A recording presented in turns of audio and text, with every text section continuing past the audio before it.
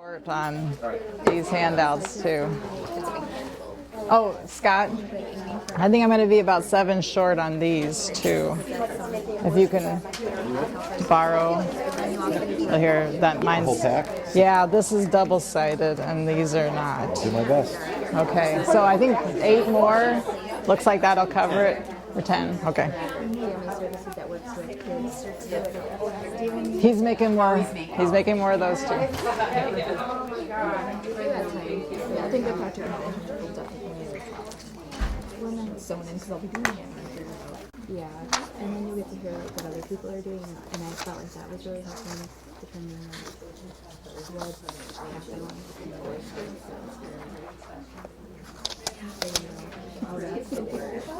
And then if anything, I mean, you can always. Okay, some of you don't have the handouts yet.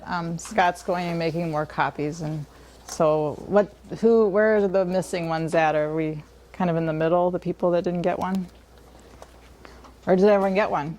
Do we have enough of the handouts? Oh. Okay, sorry. I thought I counted. I only made 25 copies, and I thought I was counting more than 25 people here. And he's making more of the certificates, too, for those of you that didn't get those. So I gave him my copy, so I might have to read off of my PowerPoint. I'm going to be talking about separation anxiety today, along with some aspects of school refusal when it plays a role, particularly with separation anxiety, but also some of these tools can be used for school refusal that could be due to other reasons as well. So the background from the DSM-5, what separation anxiety is, basically they define it as now not having a minimum age criteria, where DSM-4 used to say it had to be age 5. Now it's not based on any specific age, but more looking at what's inappropriate for the developmental level of the child. And they do require 4 weeks of the significant problems before a diagnosis can be made.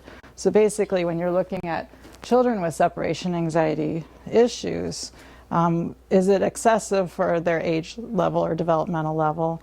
And has it been lasting more than 4 weeks of this problem? Generally, when we're getting this information, it is from the caregiver themselves and their perceived impact of the separation and how difficult it is for them.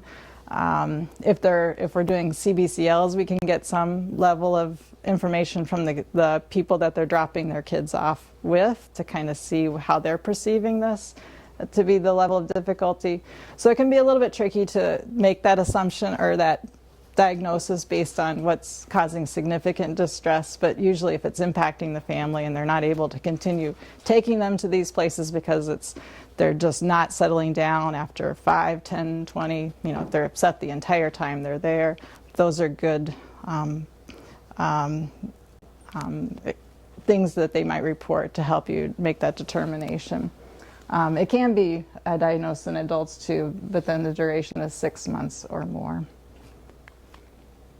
Oh, and I guess there is some with them. Oftentimes kids can experience lots of symptoms along with their separation anxiety, the physical symptoms, tummy aches. They can also have a full-on panic attack surrounding the idea of separating. The other criteria in the DSM about separation anxiety disorder, again, persistent and excessive anxiety beyond what's expected for the child's developmental level. And then the 3 of the following criteria. This is the first 3, there's more on the next slide. So the recurrent excessive distress when anticipating or experiencing separation from home or major attachment figures. Persistent and excessive worry about losing major attachment figures or possible harm to them, illness, injury, disasters, death. Persistent and excessive worry about experiencing an untoward event, getting lost, being kidnapped, having an accident, becoming ill, that causes separation anxiety from a major attachment figure. Also persistent reluctance or refusal to go out away from home, to school, to work, or elsewhere because of fear of separation. The persistent and excessive fear or reluctance about being alone or without major attachment figures at home or in other settings. Then they also include persistent reluctance or refusal to sleep away from home or go to sleep without being near a major attachment figure. Then repeated nightmares involving the theme of separation, and repeated complaints of physical symptoms, headaches, stomach aches, nausea, vomiting, when separation from major attachment figures occurs or as anticipated. So these, again, only 3 criteria are required for diagnosis, but this can help guide some of the symptoms that parents might be presenting if you're determining whether separation anxiety is one of the primary problems that you need to address, or depending on the other issues that they're coming in with. And again, must cause clinically significant distress or impairment in their functioning. And it can't be better explained by other issues that might be going on, which of course would be rule-outs when they're coming in to, with the other problems that they have going on. Other diagnoses being like autism spectrum disorder, hallucinations or delusions concerning separation and psychotic disorders, refusal to go outside, like an agoraphobia, worries about ill health or harm befalling others, as in a generalized anxiety disorder. So there's other rule-outs to consider. Depending, again, I think age might play a role into that too. Separation anxiety is often a precursor to school refusal, which occurs in approximately 3/4 of children who present with separation anxiety disorder. So they often don't want, if they're getting to be close to school age when they're coming in and presenting with these problems, they don't want to go to school. It's kind of an issue trying to get them to school. It's a good indicator to if they're actually getting to school and they're calming down versus they're not getting to school and they're staying home a lot of days. It's still complicated because it can be the not just the child's symptoms that they're presenting, but the parent's response to those symptoms. So that's going to be a big part of treatment too, and assessment of that. It also mentioned being careful to look for selective mutism in kids that are refusing school and having separation anxiety issues. You may not hear about when they actually finally get to school, whether they're talking or not in the school setting, because the parents are still so focused on just trying to get them there. So that may be something too that will have to be looked at during the course of treatment as well. And again, panic attacks can often occur with separation anxiety disorder, both in youth and adults, and can be a cause of school refusal because, of course, like in agoraphobia, if you're afraid of having the panic attack and happening as you're going to school or getting to school, it can cause avoidance. So it can be complicated by other things as well, other anxiety issues. So a lot of this part of the presentation is based on not particularly, I think this is from 2006, but a new book for me that I found on the internet to help parents with this issue. And I think that's the last page of the handout that I gave you as a copy of the cover. Helping your child overcome separation anxiety or school refusal. So it's a step-by-step guide for parents, and I found it to be one of the more intensive ones that I've run across for this particular issue. Are you familiar with it? Oh, okay. Mostly when you're working with parents with separation anxiety, if the problems aren't too severe, you probably have gone through things like, well, practice separation, go out for 5 minutes and come back, build a nice routine of hug, kiss, see you later, alligator, and then take off. Don't prolong it. And a lot of times that might be enough for a lot of kids to just work on these issues. But this book goes in through a lot more intensive work that might be needed in some cases when those standard kind of things aren't seeming to work or aren't enough. What I liked about this book, and why I would probably recommend parents take a look at it as well if they need more help than that standard go-to list of things that we recommend. It takes a look at not only their child's personality, which of course is important for parents to understand, but also their own reaction to that and their own style of parenting, which plays a role. It can be tricky as a therapist getting into their reactions to that, but it does need to be pointed out. And I think having this book kind of telling them too helps take that confrontation a little bit off of, are you being too passive? Are you giving in? That kind of thing, to actually give attention to the negative behaviors versus the positive coping responses. Okay, so I have copies now. That's the presentation stuff. Oh, and that's part of that. I think I'll just pass these around for people that didn't get that. And you need the presentation too.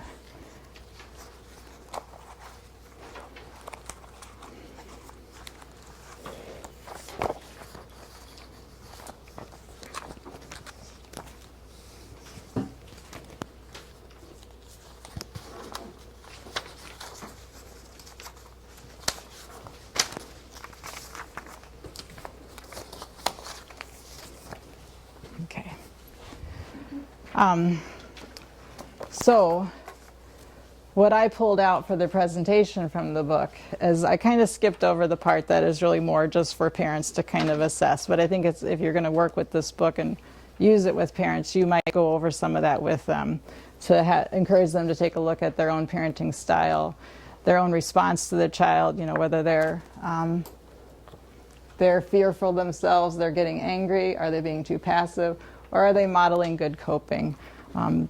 If I want to break it down to doing the least amount of work with the parent on their own response, I would definitely take a look at that. But this book goes into a lot more detail about their own personality styles and reaction. That might be helpful for parents to take a look at. And again, focusing on and modeling the coping strategies, kind of reminding them of the general rule for behavior change is that the more attention that you give to something negative or a behavior, the more likely you are to see it. So if they're paying a lot of attention to the mommy don't go, and reassuring and reassuring and reassuring, then you're more likely to continue to get that behavior too. So trying to make that shift to giving your attention to the more coping things, like when they are able to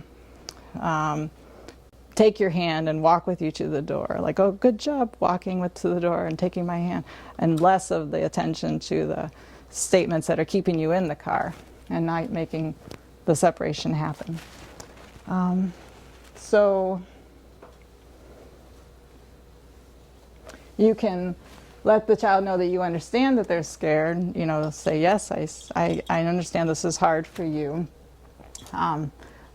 But you know, if you're trying to work with them on leaving them, I guess this example would be more like if you're trying to get them to sleep alone in their room.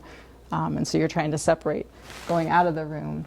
You could, if they're getting too worked up and not using their coping strategies, you might have to pull away and say, when you can talk, I'll talk with you about this, and then go back again when they're calmer. So again, this would be after you've already worked with them on a lot of or learning those strategies, and then you try to pull away the attention for the negative behaviors and give more to the positive behaviors. So basically, this book will get into more exposures and desensitization to try to encourage coping skills for learning to stay alone and stay in school and better separation. So basically, it starts with having parents list the separation fears that their child has, or school-related fears that their child has. And at the end, I have a checklist that the book gives for parents to kind of work through some of the more common separation issues that a child may have. I probably put it in the back of this. I don't know if I'm going to find it. There it is. So they might circle all that apply the key features, being alone, being abandoned, and the different places that they may have those fears, how it's sustained. Are they fear that they're going to get sick? Are they just having worries? You might have to have a line for them to write in here, like, do they just say they're going to miss you too much? And then what they're avoiding. Are they avoiding being alone? And then occasionally, sometimes most of the time. So this can kind of guide the type of exposures that you'll be recommending that they try. And then, get back to the list their safety needs. Most kids will develop safe people, for sure, sometimes safe objects, something that they may do that helps them feel safer, or places that they feel more safe. So you'd make a list of that. And again, there's a checklist to help parents develop that list. Safe people, safe places, safe objects, and things that they do, that they already have been doing to try to help them feel better.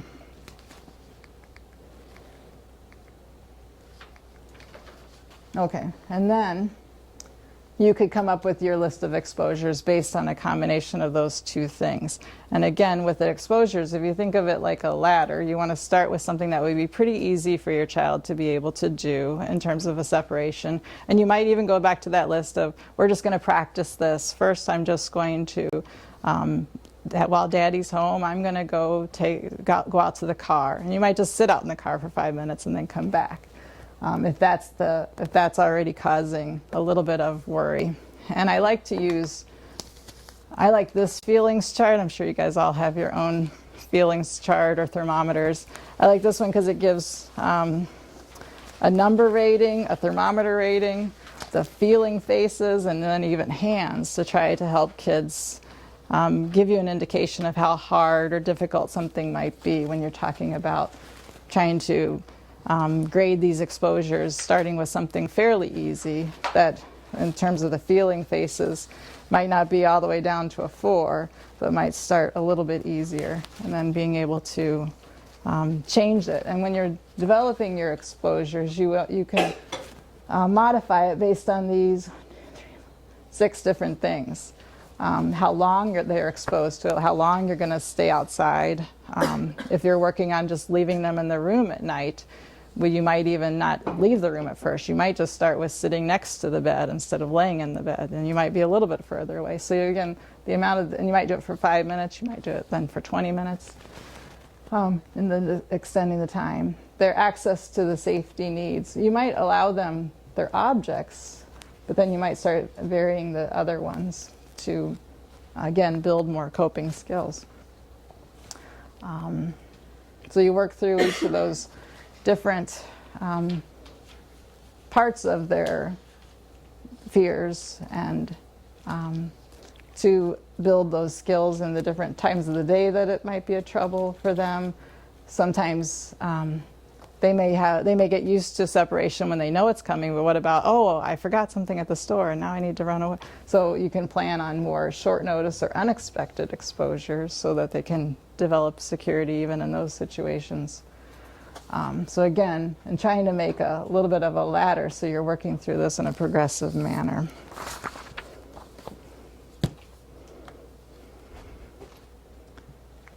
But before you will start actually working on your ladder, you will first teach some coping skills to the parents and the child themselves. So the different methods of helping them be ready to work on these exposures successfully would be first to address the thoughts. And again, depending on the age of the child, you will stress some parts of this more than others. So if you can identify any automatic thoughts that are going on with the child in terms of separating, I'll miss you too much. What if something bad happens? What if you get hurt? What if I get sick? So those are those automatic thoughts. Then the second thing would be to really learn to tolerate those thoughts versus just challenging them necessarily right away. The book recommends using reflection. That, to me, reflection sounds like when you just say, yes, I understand that you are scared that I may get sick or you may get sick. But what they're really talking about when they use that word is to say, well, what did we say? So you've already talked about this probably a million times with their child. So what did I say about that? And making them remember and do their own problem solving, do their own thinking it through, versus you giving them the attention and going through it all again and again. Then some of that would involve challenging it. Has that feared event ever happened in the past? If so, when? How many times? How bad was it? Has it happened to anyone you know? So, and that could be used, again, when you're tolerating the automatic thoughts, encouraging them to go through that. Remember what we said, was there other Do you really need to ask me? I think you already know the answer. So those kind of comments you can use there. Developing alternative explanations. What's more likely to happen? On there, I don't know if it was on their list, but if it does happen, can we handle it? Have we handled this before when it happened? Maybe it wasn't fun, but we got through it. So the coping thoughts, if I do this, I will feel better. So strengthening what they can think that can help them get through it, and also encouraging them to look at what the best thing that could happen would be. So if we do this, what's the best thing that can happen? Well, I could go to sleep on my own and get a good night's sleep and wake up feeling happy in the morning. Or if I can go over to my friend's house and have a sleepover, I might have a lot of fun and, be able to have more sleepovers. So encouraging them to think about the best scenario instead of going to what they always are used to doing, which is looking at the worst case scenario, like I'll get sick, you'll get hurt, you'll never show up. And then teaching relaxation exercises.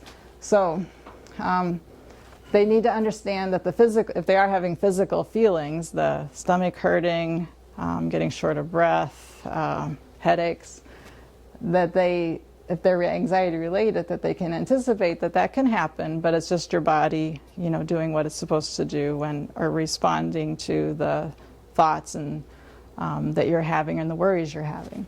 And you can go into more detail about how the body works depending on the age of the child. They need to accept that those are a normal part of experiencing anxiety rather than something being wrong with them. And then again, depending on the age of the child, if they can appreciate that this doesn't really mean that you're really sick, it's just a response to the stress, and when you calm down, you'll probably feel better. And tolerating those physical feelings while they're happening. And they can help to tolerate them by taking deep breaths.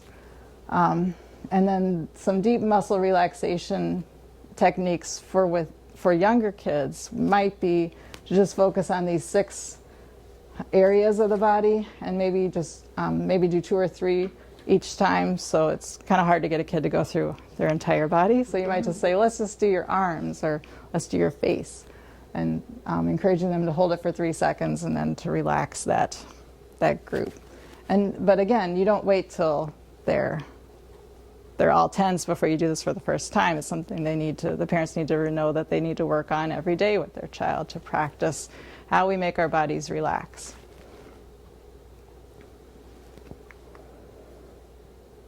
And at that point, I was going to play some nice music and we were all going to do some muscle relaxation. But I ran out of time, so I didn't get that worked in here. So the third thing is enhancing their motivation with rewards. Younger kids tend to be not easily motivated to try things that are hard to do, especially if they've been kind of, coping and with mom either staying with them or something like that. So they might need rewards to help them to work on these exposures. They may not want you to go sit out in the car for 5 minutes. So how about if you get to play this fun game while I go sit out in the car? So you develop your list of rewards that can help kids to cooperate a little more easily. And parents will need to do that when their anxiety is genuine. They're not being manipulative. And if they're a little more strong-willed child, they can be a little more difficult to cooperate with doing these things too. First, you're rewarding their willingness to cooperate with the exposure, not necessarily successful exposure. They may stay very upset for a long period of time, and if it gets to be too long, they may just have to, end the exposure with whatever level they were at and still earn their reward for cooperating. But then you raise the bar a little bit and you try to get them to cooperate a little more easily and to hopefully stay with it long enough to be able to get to at least the middle level where they're feeling calm. Using praise throughout for their whatever you can praise. You're just doing such a good job cooperating, if nothing else, and working on this. And then after the point where the parents feel that they have a way of motivating their child, they've worked on the relaxation, they know they have coping thoughts in place, then they're ready to start trying some of these exposures and separation activities to help build the coping skills in practice. And I think that's all I got.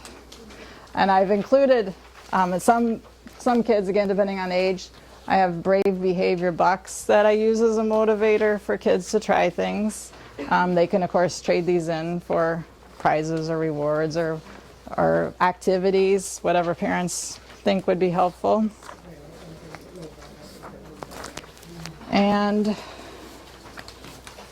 this is the copy of the book if you guys are interested in. And you're welcome to look at mine before you make up your mind whether you like it or not. And it has a lot more details there. Any questions?